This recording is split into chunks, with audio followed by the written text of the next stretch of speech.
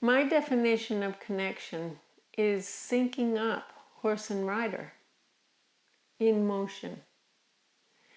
And in order to do that, I have to start out with the rider on the ground without a horse, getting them aware of what their pattern is of tightening, or what posture they're using when they're riding that they think is helping them affect the horse.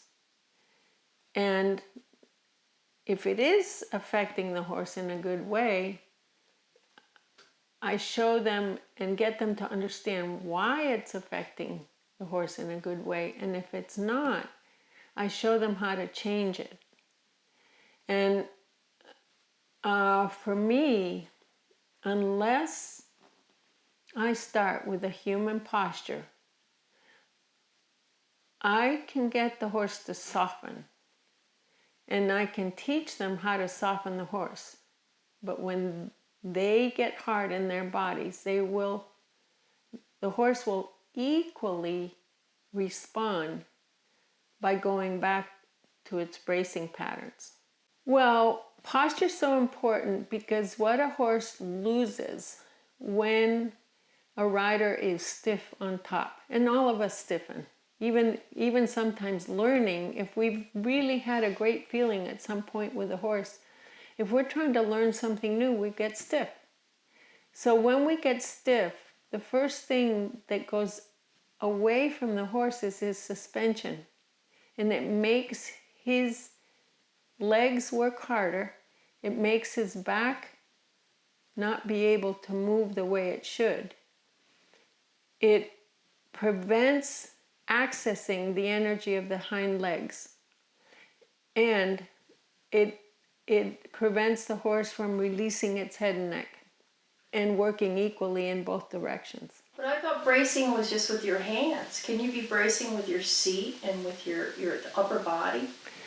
If you sit in a car and the car all of a sudden goes 0 to 60 and you're not ready for it, I guarantee you that you're going to push on the floor of the car with your feet and lean back into the seat, and that's bracing.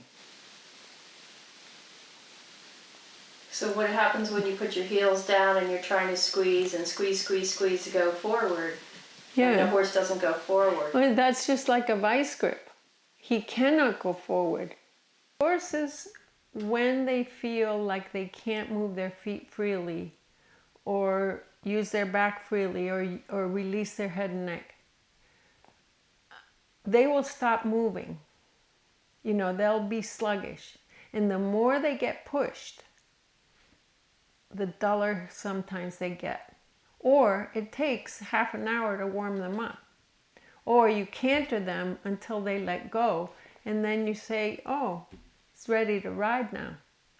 But that's basically not the way to go about it. Other horses, what they do is they rush. They get too speedy because they can't move freely. That's another type of horse. And another type of horse turns into what I call a Gumby. They're just totally overly flexible through their body. Very often you see that in gaited horses because they get pulled in from the front and shoved forward from behind, and then they can't really use their thoracic sling, lift their back and release their neck. But every single discipline has their bylaws. I'm just going to call it bylaws. Or things that they've gone through that are traditional, that they think that's going to make the performance in that discipline be the best. But every horse that I know has 4 legs, a mane and a tail, and they've got to release their head and neck, be able to equally arc their whole body in both directions. And we're one-sided, the horse is one-sided, so there'll be a side that they don't do it quite as well. But if there's any pressure added onto their head or onto their heart girth area, in other words, pressure means pull or push, it limits their ability to free themselves and free their motion.